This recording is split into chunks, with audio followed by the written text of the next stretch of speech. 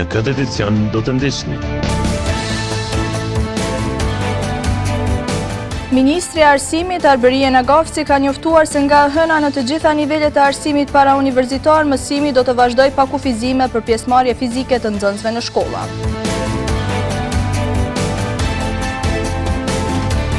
Kanë filluar punimet për rregullimin e shtratit të lumit Trakaniç, ose siç e quajnë në popull Lukac në Gjakov. Projekti përfshin rregullimin e shtratit dhe vendosjen e sistemit të kolektorëve në këtë lum. Ky është cilësuar si veprim shumë i nevojshëm.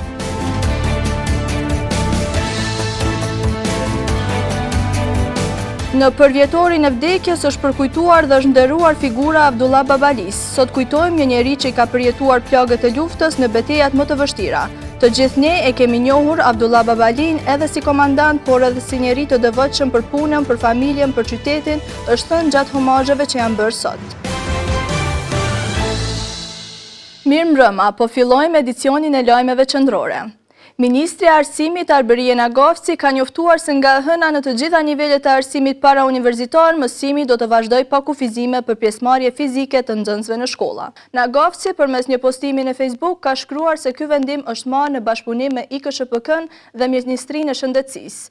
Komunat dhe shkollat do të vendosin të punojnë sipas njërin nga skenaret A, B ose C, varësisht prej situatës me pandemin, ka shkruar Nagafci. Komunat kanë njoftuar se janë të gatshme të vazhdojnë procesin mësimor sipas këtij vendimi, ndërsa gjatë fundjavës do të vazhdohet me dezinfektimin e objekteve shkollore dhe do të jenë gati për vazhdimin e mësimit me pjesëmarrje fizike të nxënësve. Ftojnë nxënësit, mësimdhënësit, prindërit dhe të gjithë aktorët të përfshirë në procesin mësimor që të respektojnë me përpikmëri masat kundër pandemisë, ka potencuar ajo. Sindikata e Bashkuar e Arsimit dhe Shkencës mirëpret rikthimin e nxënësve në shkolla, përsërit kërkesën për vaksinimin e mësimdhënësve. Sindikata e Bashkuar e Arsimit, Shkencës dhe Kulturës e ka mirëpritur lajmin që nxënësit e nivelit parauniversitar dhe atij të mesëm nga hëna do të kthehen në objektet shkollore. Kryetari i Sbashkut Raman Jasharaj tha se i gëzon fakti që nxënësit do të kthehen në shkolla nga 19 prilli, teksa ka shtuar se mësimdhënësit e preferojnë mësimin në shkolla, si dhe po i njëjti është në dobi të nxënësve. E kemi pritur mirë këtë lajm, nga se edhe që nga fillimi mësimdhënësit e Kosovës dhe punëtorë tjerë janë deklaruar se shumë më tepër e preferojnë mësimin në institucione arsimore, nga vetë fakti se edhe prindërit edhe qytetarët e Kosovës janë shprehur se mësimi në shkolla është më i lehtë për t'u bërë, kurse mësimi online ka paraqitur probleme. Jasharaj tutje tha se janë bërë të gjitha përgatitjet në objektet shkollore, duke filluar nga dezinfektimi. Ne kemi kontakt më shumë me kolegët tanë për shkolla dhe ata kanë thënë se megjithatë gjatë pushimit pranveror është bërë një angazhim shtesë, janë dezinfektuar objektet shkollore, kushtet janë, po them, optimale të punës, kushtet e kanë fjalën mbrojtëse. Ministri i Arsimit, Shkencës dhe Inovacionit Arberie Nagafci ka bërë të ditur se nga e hëna më 19 prill në të gjitha nivelet e arsimit parauniversitar, mësimi do të vazhdojë me pjesëmarrje fizike në shkolla. Kanë filluar punimet për rregullimin e shtratit të lumit Trakaniç, ose siç e quajnë në popull Lukac në Gjakov. Projekti përfshin rregullimin e shtratit dhe vendosjen e sistemit të kolektorëve në këtë lum. Ky është cilësuar si veprim shumë i nevojshëm. Lumi Trakaniç nga sot do të fillojë të ndryshojë si në pamje ashtu edhe në cilësi të ujit. Kjo pasi që sot Komuna e Gjakovës ka filluar jetësimin e projektit për rregullimin e shtratit si dhe vendosjen e sistemit të kolektorëve në këtë lum, të cilin popullata e njeh si Lukaci. Këtë projekt kryetari Gjinje cilëson si shumë të rëndësishëm për qytetin. Jam shumë i lumtur që sot po e nisim edhe një projekt jashtëzakonisht të rëndësishëm, jashtëzakonisht të madh për komunën e Gjakovës, është trajtimi i plot i shtratit të lumit Lukac ose Trakaniç. Faza e parë do të jenë diku 500 metra, janë fondet bashkëpunimit ndërkufitar me Shqipërinë, do të përfitues janë Gjakova dhe Kuksi në këtë rast. Janë fondet të Bashkimit Evropian. Projekti është i tillë që do të ketë rregullim të shtratit, trajtim të ujrave të zeza, domethënë vendosje e kanalizimeve, edhe shëritore, definitivisht, domethënë shteg për ecje edhe gjelbrim. Dhe është një projekt, po them edhe një herë, që do të filloj ta ndryshoj këtë pjesë të qytetit komplet. Në vitet e ardhshme Komuna e Gjakovës do të buxhetoj edhe vetë. Ndërsa në këtë fazë vetëm duhet me thonë që edhe njëherë jam tepër i lumtur që po mrrim edhe lumin e tretë i cili kalon në për qytet të fillojmë ta trajtojmë. Mirlinda Kusari Purini, drejtoresh ekzekutive organizatës Shi Era, e cila do ta implementojë këtë projekt, thekson se Komuna Gjakovës ka participuar me 134.485 euro. Është një projekt ndërkufitar i mbështetur nga Komisioni Evropian në kuadër të IPA 3. Do të fillohet në këtë pikë me rregullimin e shtratit lumit Lukac. Do të vazhdohet me qenë se projekti nuk ka fond aq të madh për me mbulu gjithë lumin, atëherë do të zbatohet deri në 500 metra. Me këtë rast Gjini theksoi se Gjakova është e vetmja komunë në Republikën e Kosovës e cila i ka 3 lumenj dhe ky është një fat shumë i madh për ne. Në përvjetorin e vdekjes është përkujtuar dhe është nderuar figura Abdullah Babalis. Sot kujtojmë një njeri që i ka përjetuar plagët e luftës në betejat më të vështira. Të gjithë ne kemi njohur Abdullah Babalin edhe si komandant, por edhe si njeri të devotshëm për punën, për familjen, për qytetin, është thënë gjatë homazheve që janë bërë sot. 16 prilli këtij viti shënon 6 vjetorin e vdekjes së Abdullah Babalis. Miqë familjar u mlodhen në varrezat e qytetit në Gjakovë për të nderuar kujtimin për ish-komandantin e brigadës 137 Gjakova. E ata që do kujtojnë për herë me krenari janë fëmijët e tij që sot mburren me vlerat që ka pasur Jati. Unë e kujtoj si një njeri shumë të mirë, i cili gjithmonë ka dalë për rrugës tij për me bëu mirë edhe të tjerëve. I ka ndihmuar të gjithë, u kon një njeri lavdëshëm, u kon një hero për mua dhe për gjithë rrethën e vet. I pranishëm në këtë përvjetor ishte edhe kryetari i komunës së Gjakovës Ardian Gjini, i cili tha se Gjakova krenohet me veprat dhe heroizmin e komandant Babalis.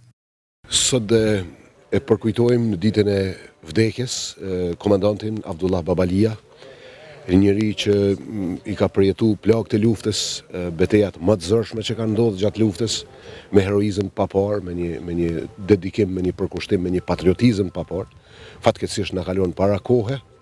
Gjithë ne e kemi njoft Abdullah Babalin edhe si komandant, po dhe si njëri, si një njëri të jashtëzakonshëm, si një njëri devotshëm për punën e vet, për familjen, për qytetin tonë, për komunën tonë. Një njeri i guximshëm dhe i pari në të gjitha betejat, kështu e kujton shoku i tij i luftës Agron Kryeziu. Sot ardhëm të përulemi para veprës dhe jetës së Abdullahit. Abdullahi do thotë ka qenë një njeri që në fillimet e para të luftës ka qenë i pari në luftë dhe gjithmonë ka qenë në luftime i pari. Po ashtu me bashkëluftëtorë, me gjithë ka qenë një njeri i jamël, i cili me të vërtetë gjithë jetën ja dhuroi edhe çlirimit të Kosovës, por jo vetëm atëherë, po edhe pas luftës ai ishte një njeri që dinte të organizonte bashkëluftëtorët dhe gjithë shtetarët që ta ndërtonin edhe qytetin tonë, po edhe Kosovën edhe pas luftës. Kolonel Abdullah Babalia ka qenë ish-komandant i brigadës 137 Gjakova. Ai po ashtu ka menaxhuar për disa vite ndërmarrjen publike Qabrati.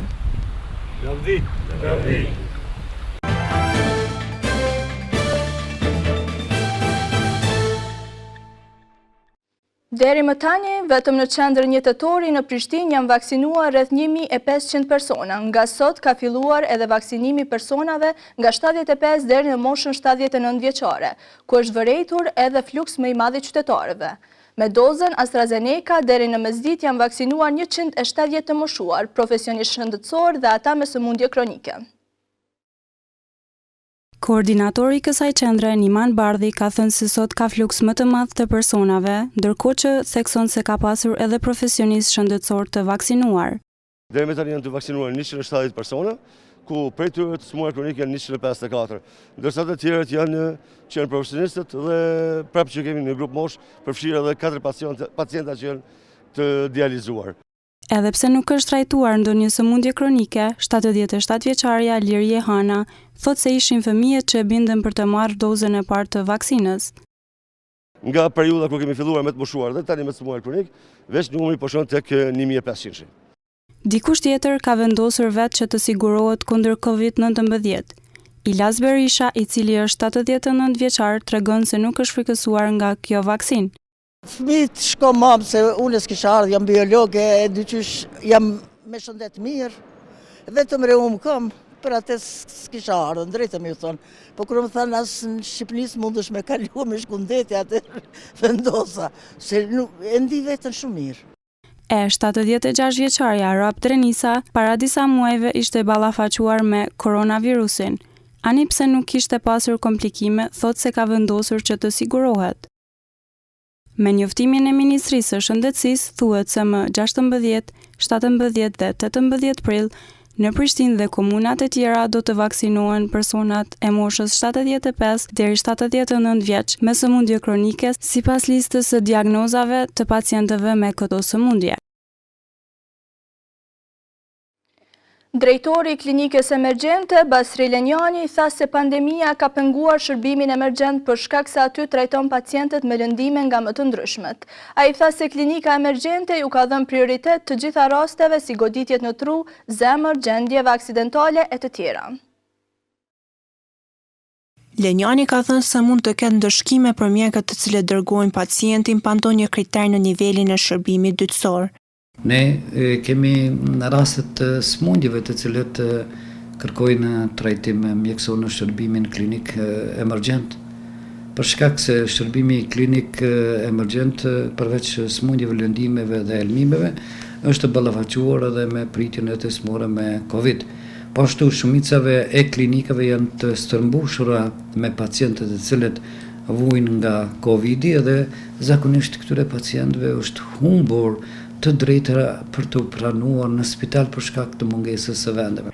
Sipasi në bazë të ligjit për kujdesin emergjent mjekësor, klinika emergjente ka në dispozicion 50 lloje të barnave të listës emergjente, duke shtuar se mungojnë stoqet rezervë.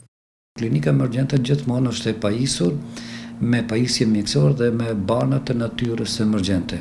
Barnat si preparatet vitaminoze ose preparatet e cilet nuk gjenerojnë jetë, nuk janë të rëndësishme për shërbimin ton klinik. Lenjani tha se marrja vaksinës mund të ketë efekte të përgjithshme si të një gripi sezonal me kokëdhimbje, gjë e cila mund të zgjasë 12 orë. Por mund të paraqitet vetëm ndonjë rast me alergji, por kjo varet nga secili individ sepse organizmi i njeriut është specifik për veten. Hapja sektorit të gastronomisë, qendrave tregtare, heqja orës policore dhe masave të tjera në fuqi është paralajmëruar se do të bëhet pas datës 18 prill, deri dhe kur është në fuqi vendimi i qeverisë. Disa qytetarë të intervistuar thanë se nuk është dashur të ketë fare kufizim të masave, por ka edhe nga ata që mendojnë që vendimi ishte i duhur, pasi e tërë bota po përballet me një situatë të tillë. Rafet Hoxha tha që masat kanë qenë të drejta, por për gastronomin ato ishin të tmerrshme. Me të thënë të drejtën, masat e kanë shumë qëllueshme se i kanë marrë, por për gastronomia kanë shumë të këqija, se do me thënë populli në shumë fukara, do me thënë të marrë i presin ndihmat prej restorantit, prej t'hymja, ndërsa masat janë mirë qëllume se kanë se ka shumë dekë çdo ditë. Shpresoj që mu liru në atë farë mënyre që me mujtë të pakten, me qarkullu lirshëm, po jo edhe me na liru njëkohësisht me na mbyll, si për shembull tavolina që duhet me eliminu gjysën. Edhe Bedri Gashi pohoi se izolimi do të lë pas probleme të mëdha ekonomike, duke marrë për bazë bizneset që nuk kanë funksionuar. Përderisa Besim Hoxha tha që masa duhet të lirohen sa më shpejt. Gjatë së njëjtës, kryetarët e komunave kanë zhvilluar takim me ministrin e Shëndetësisë Arben Vitia. Kryetari i Asociacionit të Komunave të Kosovës Sazan Ibrahimi ka konfirmuar se do të ketë lirim të masave nga e hëna. Shefi i grupit parlamentar të Partisë Demokratike të Kosovës, Abelar Tahiri, ka deponuar në kuvend 3 kërkesa për debate parlamentare për gjendjen alarmante të pandemisë në Kosovë. Tahiri tha se debati i parë që do të mbahet do të jetë për dështimin e qeverisë për sigurimin e vaksinave anti-Covid. Tahiri tha se ka qenë premtimi i Albin Kurtit që brenda aktiviti do të vaksinohet 60% e popullsisë, por qeveria nuk i ka siguruar as edhe 60 vaksina. Tema e tretë që PDK do të kërkojë të debatohet në kuvend është gjendja e rënduar ekonomike nga pandemia. Po bëhen një muaj, më shumë se një muaj realisht që prej se është konstituu Kuvendi i Republikës Kosovës dhe ju jeni dëshmitar të asaj që ende nuk kemi as edhe një iniciativë të vetme nga qeveria, qoftë ajo legislative apo qoftë çfarë do tjetër në Kuvendin e Republikës së Kosovës. Pra këto janë iniciativat e para që i ndërmerr Partia Demokratike dhe shpresojmë që të hedhin dritë dhe të kemi një angazhim më të madh të qeverisë së Republikës së Kosovës ka shi këtyre 3 problemeve jashtëzakonisht mëdha që ka shkaktuar pandemia dhe në anën tjetër mos organizimi dhe mos efikasiteti i qeverisjes në vend. Ai tha se kjo nuk është betejë politike përballë qeverisë, por adresimi temave që lidhen me fatin e përditshëm të qytetarëve. Ka ndëruar jetë dhe me nderime është varrosur mësimdhënësi shumë vjeçar Avni Haxhiu, veteran i arsimit. Ai për shumë vite ka punuar si mësimdhënës i edukatës fizike dhe është quar për përkushtim në punë dhe i palodhshëm. I ndjeri ka përcjellur shumë gjenerata të suksesshme të nxënësve, të cilët e kujtojnë atë si një nga mësimdhënësit më të dalluar. Në Kodrën e Qabratit, në vendin ku qetësisht pushojnë martirët, nga sot marrin jetë mbi 500 fidane të llojit rap. Në kuadër të garës për Gjakov të Pastër u zhvillua aksioni për mbjelljen e fidaneve në nderim të gjithë viktimave të luftës. Ky aksion do të vazhdojë edhe në ditët vijuese në 4 regione, ndërsa vitin e ardhshëm planifikohet emërtimi i secilit trung. Në vitin 2019 në komunën e Gjakovës ishin mbjellur rreth 1600 fidane, këto për të nderuar të rënët në luftën e Kosovës në vitet 1998-1999. Për shkak të cilësisë së tokës, ato fidane janë dëmtuar dhe tani po mbillen përsëri 1600 fidane, por tashmë të llojit rap. Fidanet kanë qenë donacion nga agjensioni pyjor, të cilat kanë qenë 30 cm të gjata pishe bardh. Mirë po ato nuk kanë bi, për arsye se toka nuk ka qenë e përshtatshme, kështu që Komuna e Gjakovës në vitin 2020 i ka planifiku 1600 fidane tjera për të zavendësuar për gjithë ata që japen jetën për liri, rrap 3 metra të gjata. Hana Bakalli theksoi se pas sasisë së parë prej 500 fidaneve që do të mbillen në Kodrën e Qabratit, aksioni do të vazhdojë edhe në 4 lokacione tjera, përkatësisht në rajonin e Hasit, Dushkajës, Rekës së Keqe dhe Rekës së Mirë. Në vazhdim të ndjekim grafiken e parashikimit të motit për ditët në vijim.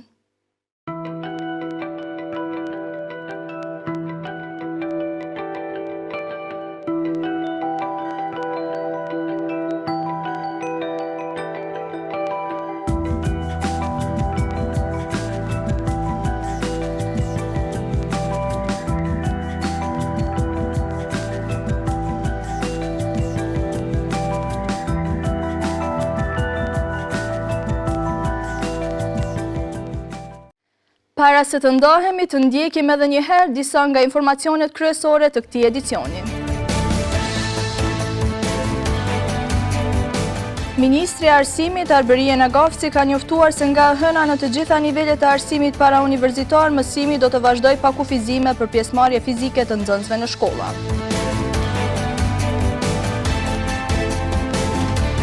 Kanë filluar punimet për rregullimin e shtratit të Lumit Rakaniç, ose siç e quajnë në popull Lukac në Gjakov. Projekti përfshin rregullimin e shtratit dhe vendosjen e sistemit të kolektorëve në këtë lum. Ky është cilësuar si veprim shumë i nevojshëm.